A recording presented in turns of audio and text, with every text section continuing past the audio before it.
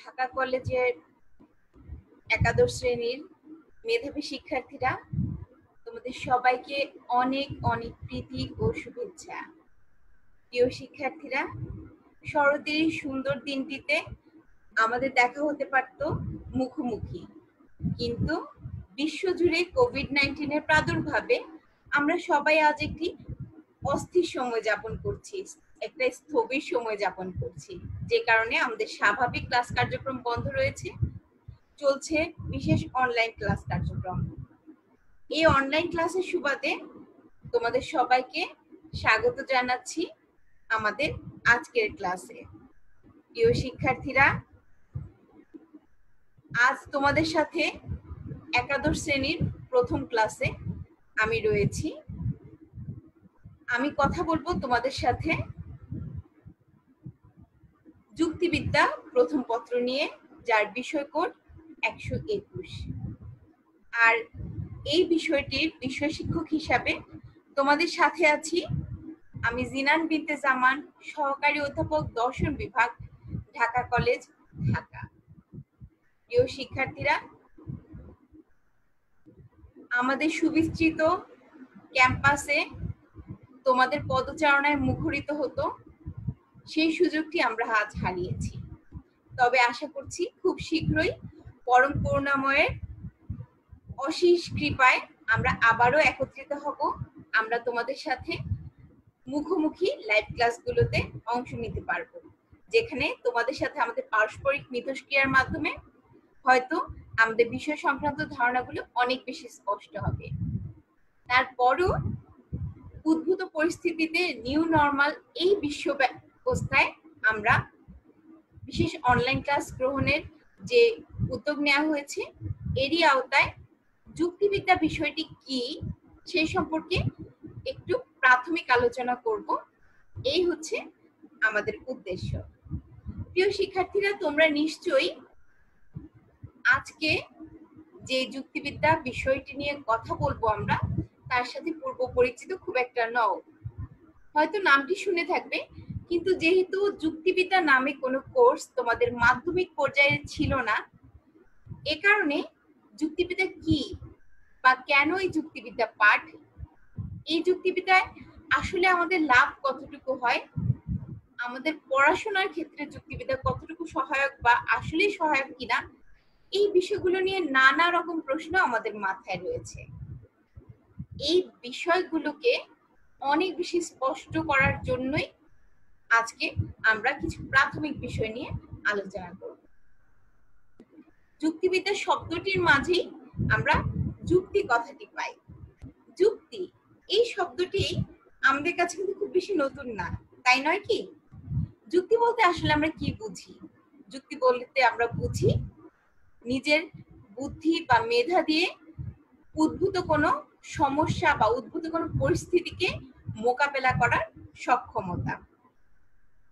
তাহলে এই যে যুক্তি, এই যুক্তির সাথে বুদ্ধির বিষয়টি খুব বেশি জড়িত। মানুষ ছাড়া অন্য কোনো প্রাণীর মধ্যে কিন্তু বুদ্ধিবৃত্তি দেখা যায় না। মানুষকে বলা হয়ে থাকে বুদ্ধিবৃত্তি সম্পন্ন জীব। যেহেতু মানুষের মধ্যে এই বুদ্ধিবৃত্তি নামক একটি বাড়তি গুণাবলী রয়েছে, এই বুদ্ধিবৃত্তির জন্যই মানুষ কিন্তু তার প্রত্যেকটি কাজে বা যে কোনো সমস্যায় এই বুদ্ধিকে প্রয়োগের একটা প্রচেষ্টা চালায়। এই যে প্রচেষ্টা, এই প্রচেষ্টার একটি ফলাফলই হচ্ছে যুক্তি।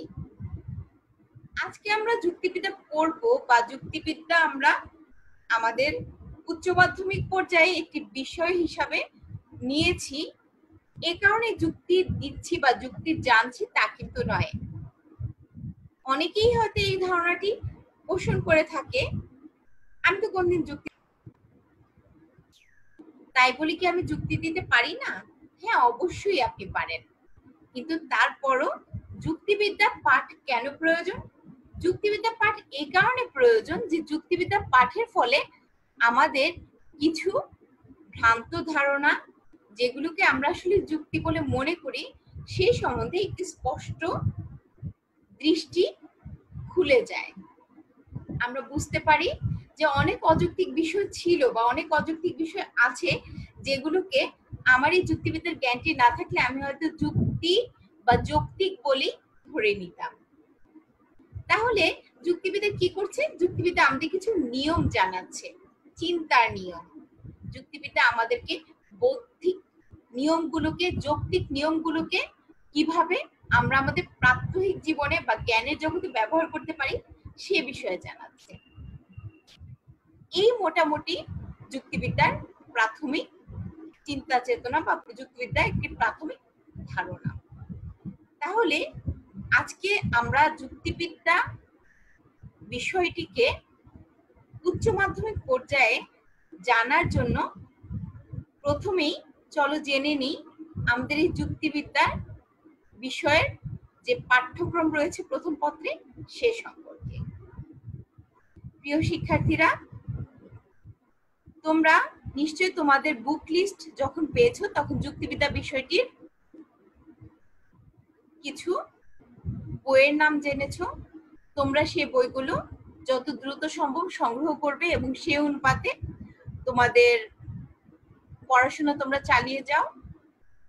সেই সাথে আমাদের যে অনলাইন ক্লাসগুলো রয়েছে বা যে অনলাইন ক্লাসগুলো ধারাবাহিকভাবে আমরা তোমাদের জন্য নিয়ে থাকবো, সে অনলাইন ক্লাসগুলোর সাথেই থাকো। আশা করছি তোমাদের এই যুক্তিবিদ্যা সম্পর্কিত ধারণাগুলো ধীরে ধীরে স্পষ্ট হতে থাকবে। তোমরা স্ক্রিনে দেখতে পাচ্ছ আমরা যুক্তিবিদ্যার সিলেবাস বা পাঠ্যক্রম পরিচিতি দিয়েছি। যুক্তিবিদ্যা প্রথম পত্র অর্থাৎ যার কোড নম্বর 121, তোমাদের এই বিষয়টিতে মোট 8টি অধ্যায় রয়েছে।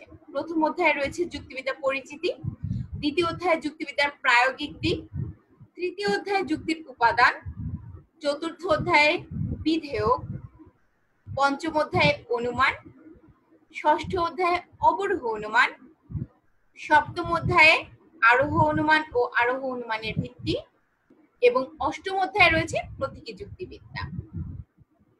তোমাদের এই 8টি অধ্যায়কে আমরা 5টি অংশে বিভক্ত করেছি তোমাদের পড়াশোনার স্বার্থে, বা আরো যদি স্পষ্টভাবে বলি তোমাদের পরীক্ষা গ্রহণের স্বার্থে। এবার চলো এই 5টি অংশ সম্বন্ধে একটু জেনে নেওয়া যায়। আমরা তোমাদের পাঠ্যসূচি যে বিন্যাসটি করেছি তোমরা সেটা স্ক্রিনে দেখতে পাচ্ছ। প্রথম অংশে রয়েছে অধ্যায় 1, 2 সম্পূর্ণ এবং অধ্যায় 3-এর শব্দের শ্রেণী বিভাগ এই অংশটি পর্যন্ত। অর্থাৎ অধ্যায় 1 এবং 2 সম্পূর্ণ থাকলে অধ্যায় 3 কিন্তু তোমাদের সম্পূর্ণ পড়তে হচ্ছে না প্রথম অংশের জন্য। দ্বিতীয় অংশে অধ্যায় 3-এর ব্যক্তর্থ থেকে শেষ পর্যন্ত, অর্থাৎ পুরোটা তৃতীয় অধ্যায়ের সাথে যোগ হচ্ছে সম্পূর্ণ চতুর্থ অধ্যায়। সিলেবাসের যে তৃতীয় খণ্ডটি আমরা করেছি সেখানে আমরা অধ্যায় 5-এর সম্পূর্ণ এবং অধ্যায় 6-এর আবর্তিত প্রতিবর্তন পর্যন্ত অংশটিকে অন্তর্ভুক্ত করেছি। সিলেবাসের চতুর্থ অংশে আমরা অধ্যায় 6-এর মাধ্যম অনুমান থেকে শুরু করে শেষ পর্যন্ত এবং অধ্যায় 7-এর একদম প্রথম থেকে আরোহের কূটাভাস পর্যন্ত অংশটিকে অন্তর্ভুক্ত করেছি। আমাদের সিলেবাসের যে পঞ্চম অংশ রয়েছে সেখানে আমরা অধ্যায় 7-এর কার্যকারণ নীতি থেকে শেষ পর্যন্ত অন্তর্ভুক্ত করেছি। এর সাথে যুক্ত করেছি সম্পূর্ণ অষ্টম অধ্যায়টিকে।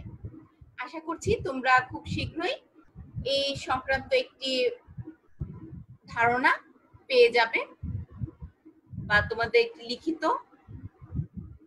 কাগজ বা লিখিত কোনো ডকুমেন্ট তোমাদের দেয়া হবে। তারপরও তোমরা তোমাদের সুবিধার্থে এই পাঠ্যসূচি বিন্যাসটি লিখে নিতে পারো এখনই। প্রিয় শিক্ষার্থীরা, আজকে যুক্তিবিদ্যার প্রথম ক্লাস যেহেতু, তাই পাঠ্যসূচি এবং পাঠ্যসূচি যে বিন্যাস তোমাদের 5টি অংশে করা হয়েছে সে সম্বন্ধে কিছুটা ধারণা দিলাম। এবার চলো চলে যাই আমাদের আজকের মূল আলোচ্য বিষয়ে। আমাদের আজকের আলোচ্য বিষয় যুক্তিবিদ্যা পরিচিতি ও এর উদ্ভবের ইতিহাস, introduction and origin of logic. প্রিয় শিক্ষার্থীরা, তোমরা স্ক্রিনে দেখতে পাচ্ছ যুক্তিবিদ্যা পরিচিতি আমরা কিছু বুলেট পয়েন্ট আকারে তোমাদের সামনে উপস্থাপন করেছি। জ্ঞানের যে শাখা অনুমানের ভুলকে দূর করে সত্য অর্জনের লক্ষ্যে পরিচালিত হয় তাই যুক্তিবিদ্যা। এই বিষয়টি একটু আলোচনা করছি প্রিয় শিক্ষার্থীরা। জ্ঞানের বিভিন্ন শাখা রয়েছে, তোমরা নিশ্চয়ই জানো, এবং তোমরা বিগত 10টি বছর তোমাদের স্কুল জীবনে জ্ঞানের বিভিন্ন শাখা সম্বন্ধে প্রাথমিক বা বিস্তারিত অনেক কিছুই জানতে পেরেছো। জ্ঞানের বিভিন্ন শাখার মতোই যুক্তিবিদ্যাও একটি স্বতন্ত্র শাখা।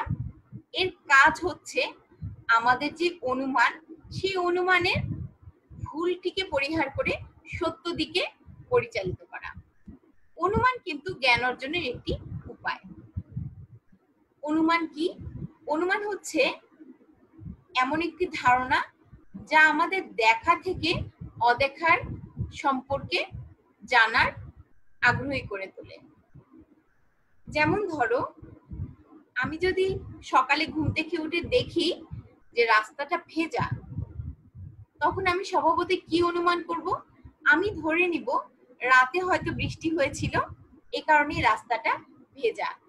কারণ আমি জানি, আমার যে পূর্ব জ্ঞান আছে সেখান থেকে আমি জানতে পেরেছি বৃষ্টি পড়লে মাটি ভিজে যায়। আমি কিন্তু বৃষ্টি পড়তে দেখিনি বা শুনিনি, আমি শুধু সকালে উঠে এর ফলাফলটি দেখেছি, আমি দেখেছি রাস্তাটা ভেজা। এই যে আমি ভেজা রাস্তাটা দেখে অনুমান করলাম বা ভেজা রাস্তাটা থেকে ধারণা করলাম রাতে বৃষ্টি হয়েছিল বা রাতে বৃষ্টি হতে পারে, তাই হচ্ছে অনুমান। এই অনুমান প্রক্রিয়া সম্পূর্ণ ধারণা ভিত্তিক, তাই এটি সবসময় সত্য নাও হতে পারে। হয়তো আমি ধারণা করেছি রাস্তাটি ভিজেছে বৃষ্টি হয়ে, কিন্তু এমনও তো হতে পারে রাতে বৃষ্টি হয়নি, সকালবেলায় কোনো একটি গাড়ি দিয়ে কেউ পানি ফেলে গেছে রাস্তায়, এ কারণে রাস্তাটি ভেজা। তাহলে কি দেখা যাচ্ছে? অনুমান প্রক্রিয়ায় সত্য মিথ্যার একটি ধারণা সবসময় যুক্ত থাকে। আমাদের অনুমানটি সত্যও হতে পারে, মিথ্যাও হতে পারে। অনুমানের ক্ষেত্রে আমরা কিভাবে মিথ্যাকে বর্জন করে সত্যতার দিকে এগোতে পারি, তাই হচ্ছে যুক্তিবিদ্যার মূল আলোচ্য বিষয়। অর্থাৎ যুক্তিবিদ্যা কোন বিষয়টি নিয়ে আলোচনা করছে বা কোন বিষয়টি যুক্তিবিদ্যার লক্ষ্য? যুক্তিবিদ্যার লক্ষ্য হচ্ছে অনুমানকে সত্য করা, সত্যের আদর্শে সঠিক অনুমানের মাধ্যমে জ্ঞান অর্জন করাই হচ্ছে যুক্তিবিদ্যার মূল লক্ষ্য। আমরা স্ক্রিনে লক্ষ্য করলে দেখতে পাই মানুষ বুদ্ধিবৃত্তি সম্পন্ন জীব, এ কারণে মানুষ সঠিক সত্য লাভ করতে যুক্তির আশ্রয় নেয়। প্রিয় শিক্ষার্থীরা, ক্লাসের শুরুতেই আমি বলেছিলাম মানুষের মধ্যে একটি বাড়তি গুণ রয়েছে, সেটি হচ্ছে বুদ্ধিবৃত্তি। মানুষ কিন্তু আর 10টা জীবের মতো জীব নয়। অন্য জীবগুলোর মতোই মানুষের মধ্যে জীবত্বের কিছু গুণ রয়েছে, অর্থাৎ তার ক্ষুধা পায়, তার তৃষ্ণা পায়, তার ঘুম পায়, মানুষ বংশবৃদ্ধি করে। এই ব্যাপারগুলো নিতান্তই জৈবিক ব্যাপার, কিন্তু তার সাথে অতিরিক্ত আরেকটি বিষয় মানুষের মধ্যে রয়েছে, সেটি হচ্ছে বুদ্ধিবৃত্তি। বুদ্ধিবৃত্তি এই গুণটির জন্যই মানুষ চিন্তা করতে পারে, মানুষ চিন্তা করতে পারে বৌদ্ধিকভাবে। মানুষ এই বুদ্ধিবৃত্তি গুণটির জন্যই যুক্তি দিয়ে চিন্তা করতে চায়, অযৌক্তিকতাকে পরিহার করতে চায়। রাতে আমি বৃষ্টি পড়তে দেখি বা শুনিনি, আমি ঘুমিয়েছিলাম, সকালে উঠে দেখলাম রাস্তাটি ভেজা।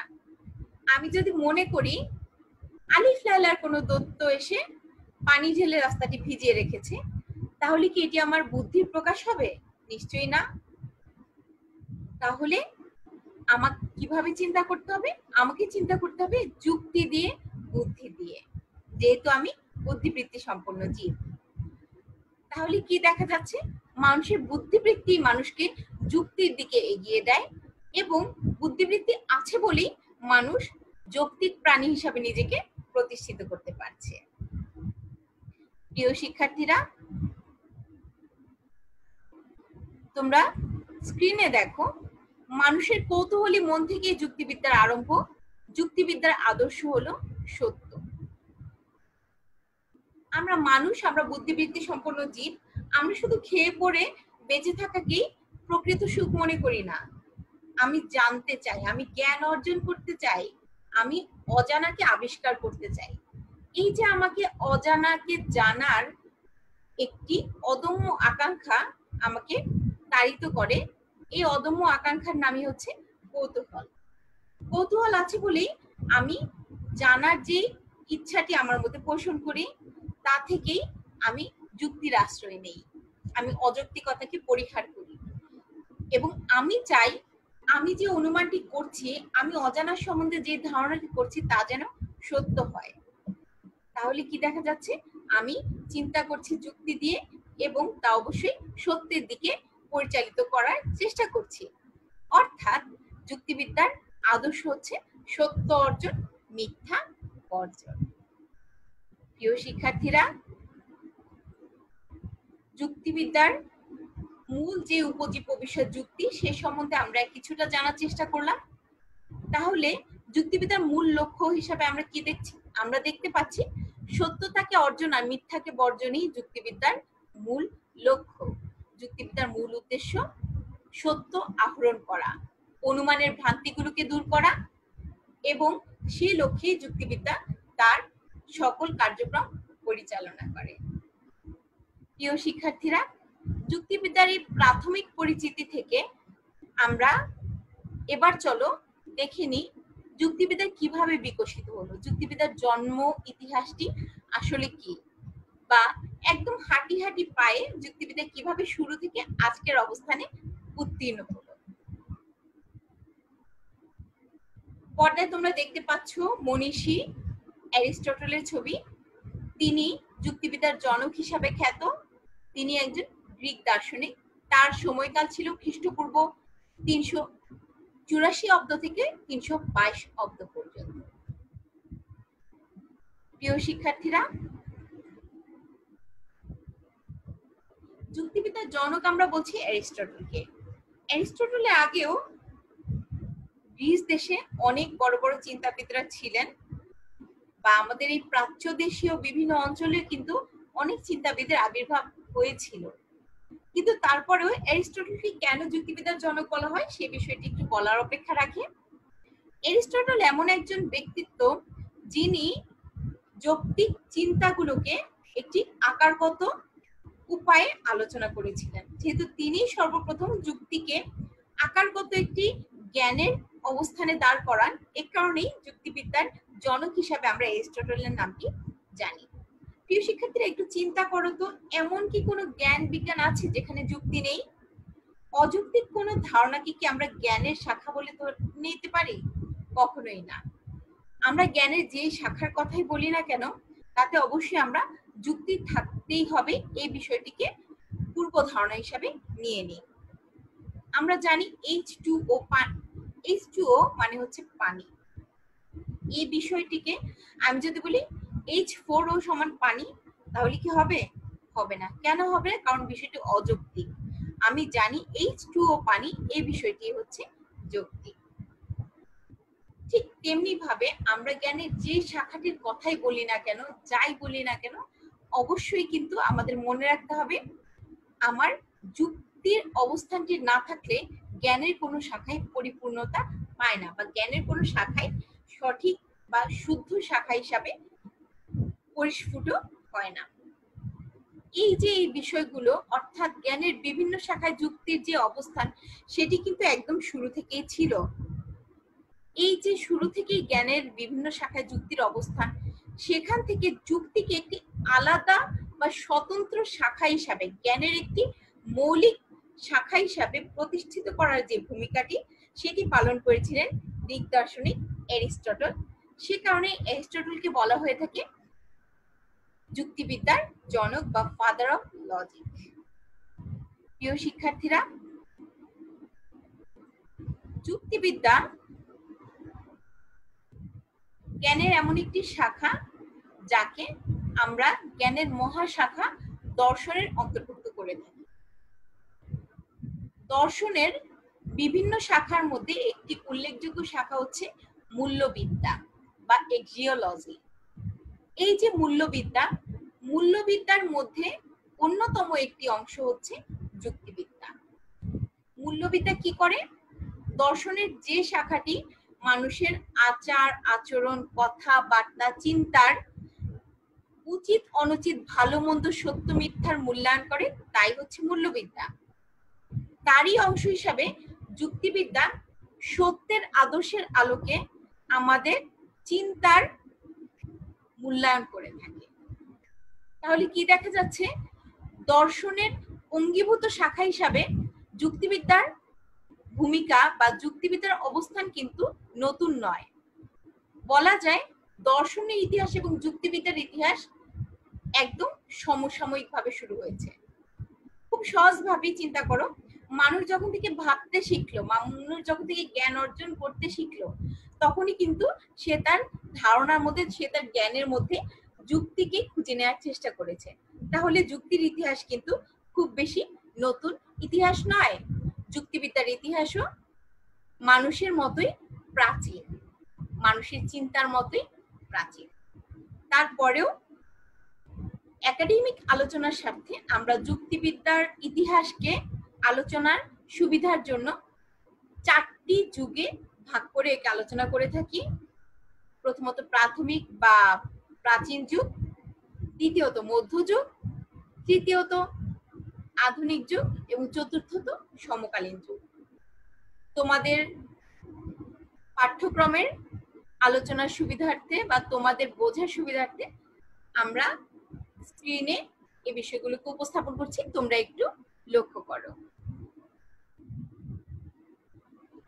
প্রিয় শিক্ষার্থীরা, যুক্তিবিদ্যার যে প্রাচীন যুগের আলোচনা, সেই সম্বন্ধে উইকিপিডিয়াতে বলা হয়েছে, formal logics developed in ancient times in India, China and Greece.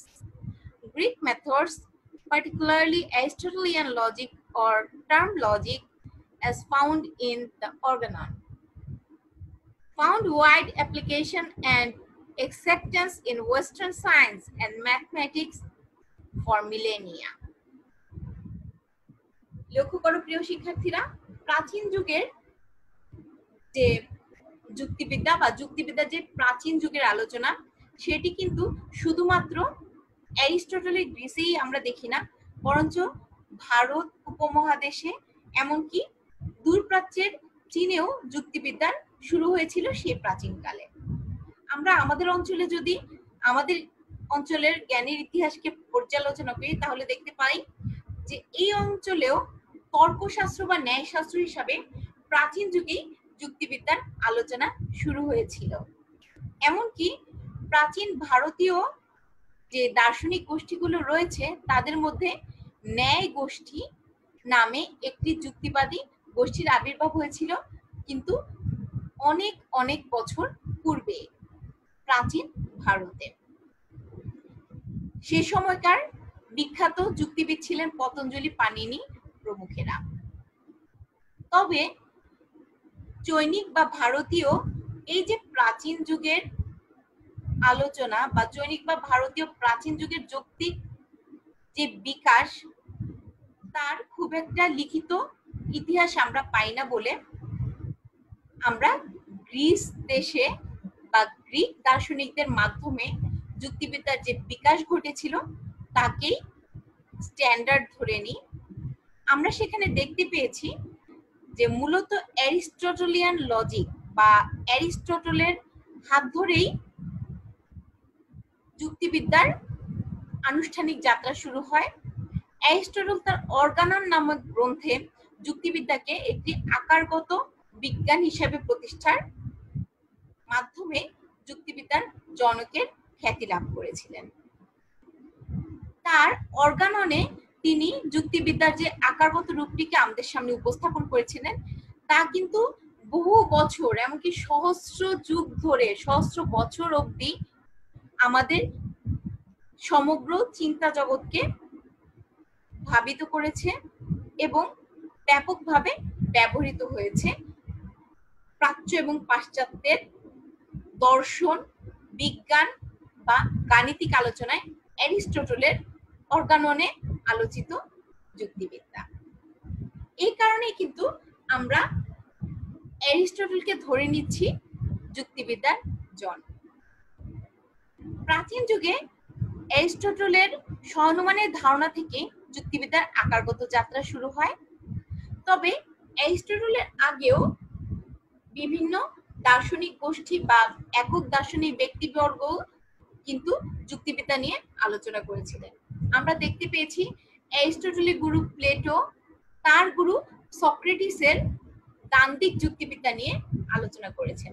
তোমরা নিশ্চয়ই গ্রিক দর্শনের সক্রেটিস, প্লেটো, অ্যারিস্টটল তাদের নাম শুনেছ। তারপরেও তোমাদের একটি ধারাবাহিকতার কথা আমি মনে করিয়ে দিতে চাই বা একটু বলতে চাই। তোমরা এখনকার মেধাবী শিক্ষার্থী, তোমাদের হাতেই রয়েছে অন্তর্জাল বা ইন্টারনেট, তোমরা ইচ্ছা করলে সেটা ঝালিয়ে নিতে পারো।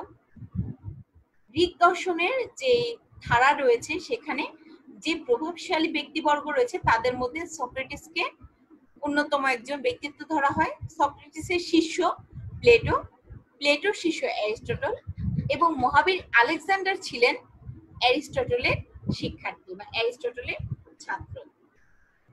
তাহলে দেখো, অ্যারিস্টটলই কিন্তু প্রথম ব্যক্তি বলে আমরা যদিও বলছি যে তিনি যুক্তিবিদ্যাকে একটি আকারগত অবস্থান দাঁড় করিয়েছিলেন, তারও পূর্বে কিন্তু তার শিক্ষকের শিক্ষক বা তার গুরুর গুরু সক্রেটিস যুক্তিবিদ্যার একটি পদ্ধতিকে দাঁড় করান, যাকে দ্বান্দ্বিক পদ্ধতি বলা হয়ে থাকে। দ্বান্দ্বিক পদ্ধতিতে কেমন ছিল যুক্তিবিদ্যা? সেখানে সক্রেটিস হয়তো কোনো একটি ধারণা সম্পর্কে প্রশ্ন রাখতেন, সেই প্রশ্ন যে উত্তর করত সেই উত্তরটিকে খণ্ডনের মাধ্যমে বা যৌক্তিক একটি প্রক্রিয়াকে দাঁড় করানোর চেষ্টা করতেন সক্রেটিস। অর্থাৎ পারস্পরিক আলোচনার দ্বন্দ্ব থেকে যুক্তিটা বের হয়ে আসতো, তাই এই পদ্ধতির নাম দ্বান্দ্বিক পদ্ধতি। কিন্তু অ্যারিস্টটলের পূর্বে সক্রেটিস বা প্লেটো কেউই এই পদ্ধতিগুলো নিয়ে বা এই যুক্তির ধারাটি নিয়ে কোনো আনুষ্ঠানিক বা প্রাতিষ্ঠানিক আলোচনা করেননি বা যুক্তিবিদ্যাকে একটি পৃথক বিজ্ঞান হিসেবে দেখানোর চেষ্টা করেননি। সে কারণেই অ্যারিস্টটলের গুরুত্বটা অনেক বেশি বেড়ে গিয়েছে।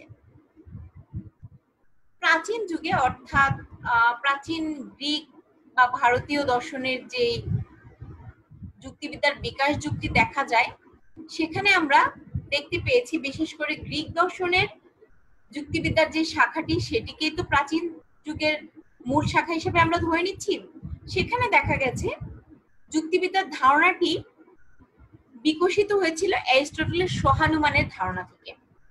তোমরা আগামীতে বিভিন্ন ক্লাসে সহানুমান সম্বন্ধে ধারণা পেয়ে থাকবে।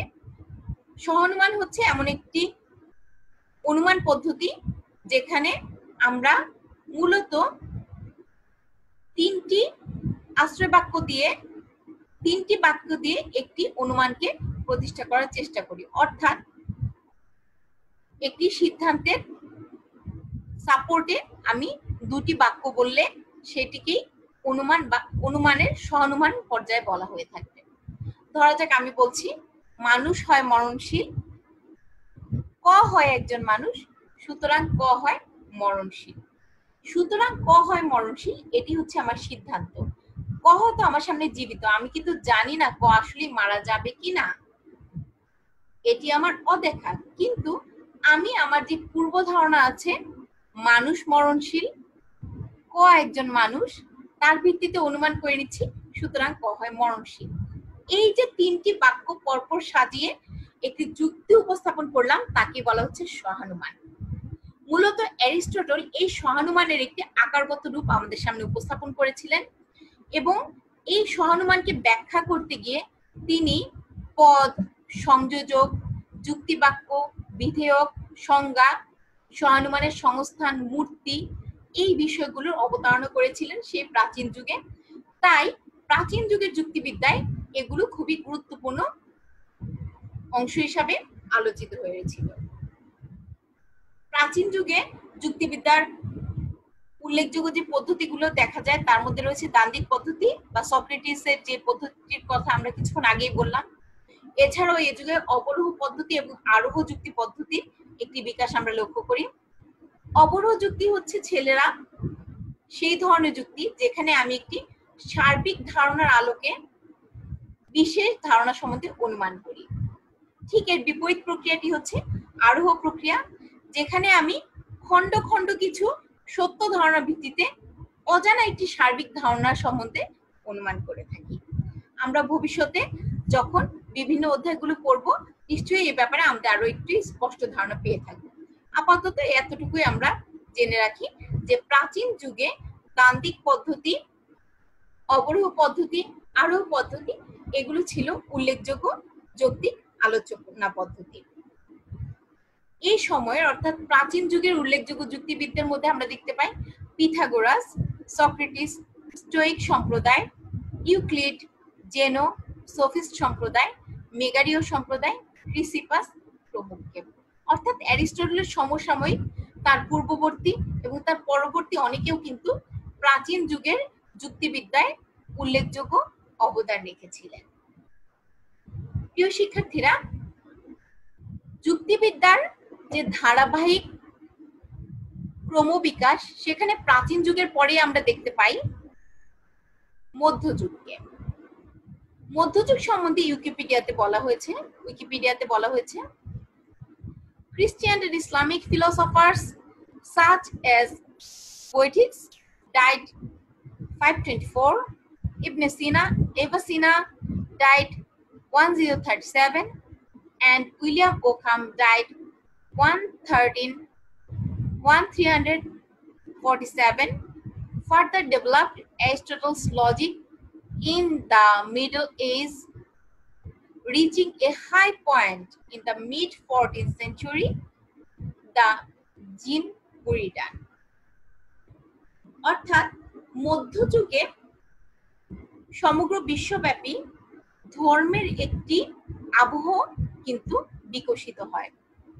এই সময় যেমন খ্রিস্ট ধর্মের বিকাশ আমরা লক্ষ্য করি পাশ্চাত্য দেশগুলোতে, একইভাবে প্রাচ্যের একটি বড় অংশ জুড়ে, এমনকি পুরো বিশ্বের একটা বড় অংশ জুড়েই আমরা ইসলামিক যে ভাবধারা বা ইসলাম ধর্মের একটি বিকাশ লক্ষ্য করি। এই সময়ে যুক্তি মূলত ছিল, বা এই সময়ের যুক্তিবিদ্যা মূলত ধর্ম প্রভাবিত যুক্তিবিদ্যা অনেকটাই আমরা লক্ষ্য করেছি। বিশেষ করে যাজকীয় সম্প্রদায়, খ্রিস্ট ধর্মের যারা যাজক ছিলেন তারা, এবং মুসলিম চিন্তাবিদদের মধ্য দিয়ে কিন্তু এই যুগে যুক্তিবিদ্যার বিকাশ ঘটেছিল। এই সময় যুক্তিবিদ্যা বলতে স্কলাস্টিক যুক্তিবিদ্যাকে বোঝানো হয়। সেই সাথে অ্যারিস্টটল প্রভাবিত মুসলিম দার্শনিকদের অবদানও এই সময় বিশেষভাবে লক্ষ্য করা যায়। অর্থাৎ অ্যারিস্টটলের যে গ্রিক দর্শনের আলোচনা বা গ্রিক দার্শনিক হিসেবে অ্যারিস্টটলের যে চিন্তা ভাবনা, তা কিন্তু মধ্যযুগকেও অনেকাংশে প্রভাবিত করেছিল। আমরা মধ্যযুগে একজন বড় ধরনের মুসলিম দার্শনিককে পাই, যাকে বলা হয়েছে আল ফারাবি। আল ফারাবিকে মুসলিম অ্যারিস্টটল বা দ্বিতীয় শিক্ষক বলা হয়ে থাকে। কেন দ্বিতীয় শিক্ষক বলা হয়ে থাকে? কারণ হচ্ছে যুক্তিবিদ্যার গতিধারায় অ্যারিস্টটল প্রথম শিক্ষক, তার পরবর্তীতে তাকে অনুসরণ করে যুক্তিবিদ্যার সবচাইতে বড় বিকাশটা ঘটেছিল আল ফারাবির হাত ধরে। এই কারণে তাকে আরবীয় অ্যারিস্টটল বা দ্বিতীয় শিক্ষক বলা হয়ে থাকে।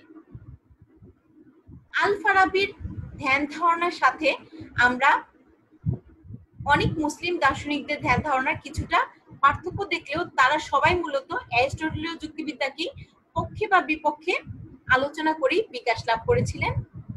এছাড়াও স্কলাস্টিক বা খ্রিস্ট যাজকীয় যে যুক্তিবিদ্যা, সেখানেও কিন্তু আমরা ধর্ম এবং অ্যারিস্টটলের মধ্যকার বিভিন্ন তত্ত্ব এবং তথ্যের উপস্থাপন লক্ষ্য করি। মধ্যযুগের একজন উল্লেখযোগ্য দার্শনিক জিন বুরিডান, তিনি মূলত চতুর্দশ শতকের মাঝামাঝি সময়ে লজিকের ক্ষেত্রে বা যুক্তিবিদ্যার ক্ষেত্রে বেশ ভালো একটি অবদান রেখেছিলেন। এছাড়াও এই সময় উল্লেখযোগ্য যে দার্শনিকদের আমরা দেখতে পাই তাদের মধ্যে হচ্ছে ডান্সিস কোটাস, উইলিয়াম ওখাম, আল ফারাবি, ইবনে সিনা, ইবনে রুশদ এরা। এই যুগে অবরোহমূলক আরোহমূলক দুই ধরনের ধারাই আমরা লক্ষ্য করি, তবে মূলত অবরোহমূলক যে চিন্তা চেতনা বা অবরোহমূলক যে পদ্ধতি তার প্রভাব অনেক বেশি ছিল, বা এই পদ্ধতিটির ব্যবহার দার্শনিকদের মধ্যে যুক্তিবিদদের মধ্যে অনেক বেশি লক্ষ্য করা গিয়েছিল। এছাড়াও অনেক দার্শনিকই এই মধ্যযুগের যুক্তিবিদ্যার আলোচনায় অবরোহ এবং আরোহের মধ্যে একটি সমন্বয় সাধনের চেষ্টা করে। এক্ষেত্রে ইবনে রুশদের নাম বিশেষভাবে উল্লেখ করা যায়। এছাড়া জ্ঞানের উৎপত্তি, বিকাশ এসব ক্ষেত্রে যুক্তিবিদ্যার অবস্থান কতটুকু বা যুক্তিবিদ্যার অবস্থান আদৌ আছে কিনা, যুক্তি কিভাবে জ্ঞানকে ব্যাখ্যা করছে, জ্ঞানের স্বরূপকে কিভাবে আমাদের সামনে স্পষ্ট করছে, তা নিয়েও মধ্যযুগের দার্শনিকরা বা মধ্যযুগের যুক্তিবিদরা আলোচনা করেছেন। এভাবেই ধীরে ধীরে মধ্যযুগেও যুক্তিবিদ্যা কিছুটা অগ্রসর হয়েছিল। তবে মধ্যযুগের অনেকটা সময় অন্ধকারাচ্ছন্ন বা জ্ঞানতাত্ত্বিক আলোচনা বন্ধ ছিল। সে সময় চার্চের প্রভাব বা খ্রিস্টান যাজকীয় প্রভাব এত বেশি ছিল যে কারণে স্বাধীন চিন্তা অনেকটাই রুদ্ধ হয়ে যাওয়ার ফলে অন্যান্য জ্ঞান বিজ্ঞানের শাখার মধ্যেও যুক্তিবিদ্যাও অনেকটাই স্থবির হয়ে পড়েছিল। প্রিয় শিক্ষার্থীরা, যুক্তিবিদ্যার ধারাবাহিকতায় আমরা সর্বশেষ যা পাই তা হচ্ছে আধুনিক এবং সমকালীন যুগ। এই যুগ সম্বন্ধে উইকিপিডিয়াতে বলা হয়েছে, logic revived in the mid-19th century at the beginning of revolutionary period when the subject developed into a rigorous and formal discipline which took as its exemplar the exact methods of proof used in mathematics, a hearkening back to the Greek tradition, the development of the modern symbolic or mathematical logic during this period by the likes of Boole, Frege, Russell, and Peano is the most significant in the 2000-year history of logic and is arguably one of the most important and remarkable events in human intellectual history. অর্থাৎ দেখা যাচ্ছে মধ্যযুগের পরে আধুনিক যুগ বা সমকালীন যুগের, অর্থাৎ আধুনিক যুগের পরে যে সমকালীন আলোচনা শুরু হয় সেখানে কিন্তু যুক্তিবিদ্যার গণিতের একটি বড় প্রভাব আমরা লক্ষ্য করি, এবং যার শুরু হয়েছে মোটামুটি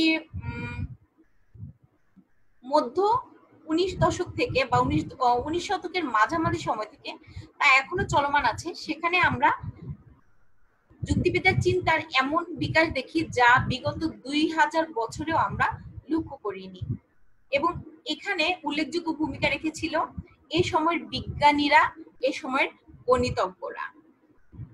প্রিয় শিক্ষার্থীরা, এ সময় যুক্তিবিদ্যা মূলত অভিজ্ঞতামূলক বিজ্ঞানের মতো আরোহ পদ্ধতির উপর গুরুত্ব দেয়।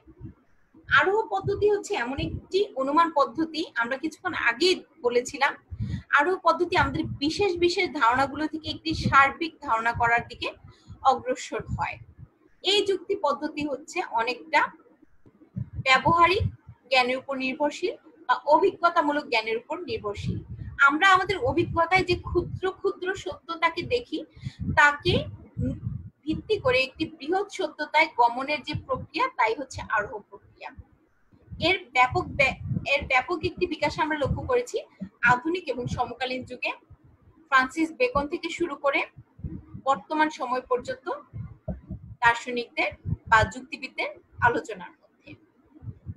এই আধুনিক বা সমকালীন যুগে গণিতের সাথে যুক্তিবিদ্যার সমন্বয় ঘটার একটি বিশেষ বৈশিষ্ট্য আমরা লক্ষ্য করি। এর ফলশ্রুতিতে গাণিতিক যুক্তিবিদ্যা এবং প্রতীকী যুক্তিবিদ্যার উদ্ভব ঘটে। তোমরা আইসিটি বা তথ্য প্রযুক্তি বলে যে বিষয়টিকে কম্পালসারি হিসাবে পড়ে এসেছো বা ভবিষ্যতেও পড়বে, সেই বিষয়টি, অর্থাৎ এই যে কম্পিউটার, এটিও কিন্তু লজিকেই চলে, যুক্তিতে চলে, যুক্তির বাইরে এর কিন্তু কোনো অবস্থান নেই। অর্থাৎ বর্তমান যুগের তথ্য প্রযুক্তির পুরোটাই কিন্তু যুক্তি নির্ভর বা যুক্তিবিদ্যার জ্ঞানের উপর নির্ভর করে চলছে। তাহলে কি দেখা যাচ্ছে যে যুক্তিবিদ্যার জ্ঞান আধুনিক বিজ্ঞান, আধুনিক গণিতকে অনেকটাই প্রভাবিত করেছে। শুধু তাই নয়, এদের উপর নির্ভর করে গাণিতিক যুক্তিবিদ্যা বা প্রতীকী যুক্তিবিদ্যার মতো নতুন নতুন শাখার উদ্ভব ঘটেছে যুক্তিবিদ্যার সমকালীন সময়ে। যুক্তিবিদ্যার এই সময়কার উল্লেখযোগ্য দার্শনিকরা হচ্ছেন Francis Bacon, Leibniz, J S. Mill, Charles Peirce, John Venn, Jevons, C S. Peirce, C I. Lewis, Frege, Russell, Whitehead, Popper প্রমুখ।